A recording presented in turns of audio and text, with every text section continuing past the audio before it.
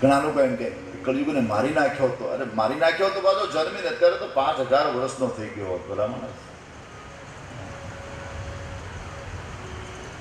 કલી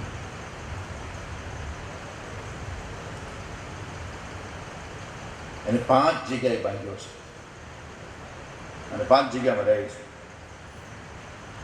એ 5થી જે વ્યક્તિ છૂટે, 5ની આજુબાજુ ન જાય, એના તનમાં, એના મનમાં, એના ઘરમાં, એના ચિત્તમાં, એની બુદ્ધિમાં કલયુગ ના આવે. હું તમને 5 વસ્તુ બતાવું, બહુ સમજે. દ્યુતમ, પહેલી જગ્યા દ્યુત, જુગાર. જુગારમાં કળિયુગ છે.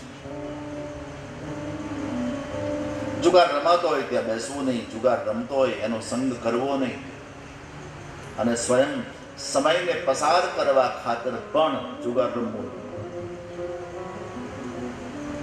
ઘણાને આપણે કહીએ ને કા તો કે અમારે ક્યાં અર્જિત કરવી, અમારે તો ટાઈમ પાસ કરવી. અરે ટાઈમ જ પાસ કરવો છે તો પછી ગીતાજીનો પાઠ કરીને આ કરીને ટાઈમ પાસ. આપણા ભારતમાં તો ખબર નહીં એવા તહેવારો આવે, વારે તહેવાર હતો આ બાજુ ખબર નહીં, બાકી સૌરાષ્ટ્રમાં તો બહેનોય રમે છે. આ બાજુ કચ્છમાં છે ને. આ સંસ્કૃતિ ક્યાંથી આવી સમજાતું. ભીમ 11 આવે તો ભીમે બિચારે નિર્જલા કરી હતી. અહીંયા ગોકુળ આઠમ આવે તો આખો મહિનો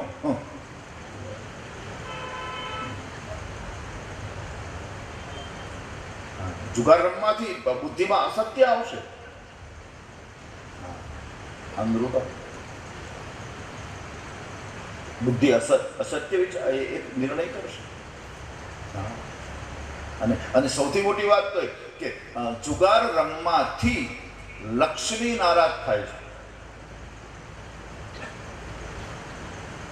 આપણા ભારતના ઋષિઓએ રૂપિયાની નોટને કરન્સી નથી કીધી, ભલા માણસ, એને લક્ષ્મી કીધી છે. એને માનું રૂપ આપ્યું છે. એને ભગવાનની પત્ની બનાવી છે.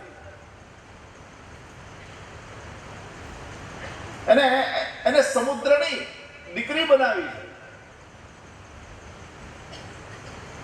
કેટલા રૂપ આપ્યા છે લક્ષ્મીજીના, અને એને માણસ જુગારમાં ફેંકી દીધું.